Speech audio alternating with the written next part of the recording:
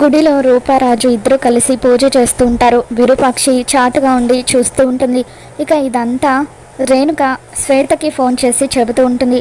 ఆ రూపారాజు ఇద్దరు కలకాలం సంతోషంగా ఉండాలని చెప్పి గుడిలో పూజలు జరిపిస్తున్నారు అని చెప్పి రేణుక ఇన్ఫర్మేషన్ ఇవ్వగానే ఇక శ్వేత సూర్యప్రతాప్ని తీసుకొని గుడికి వస్తుంది. ఇకప్పుడు సూర్యప్రతాప్ రూప అంటూ గట్టిగా అరుస్తాడు. వాళ్ళని చూడగానే రూపారాజు ఇద్దరు కూడా షాక్ అవుతూ ఉంటారు. ఇక ఆ తర్వాత శ్వేత గన్ని రూప వైపు గురి పెడుతూ ఇలాంటి వాళ్ళు బతకకూడదు రాజు అని చెప్పి అంటూ ఉంటుంది. అప్పుడు రూపకు రాజు అడ్డుగా వస్తాడు. మీరు చంపేస్తే ఇద్దరిని చంపేయండి, లేదంటే మమ్మల్ని ఇద్దరిని ఇలా సంతోషంగా బతకనివ్వండి అని చెప్పి అంటూ ఉంటాడు.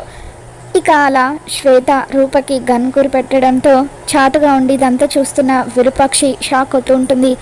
మరి ఈ వీడియో మీకు నచ్చినట్లయితే తప్పకుండా లైక్ చేయండి.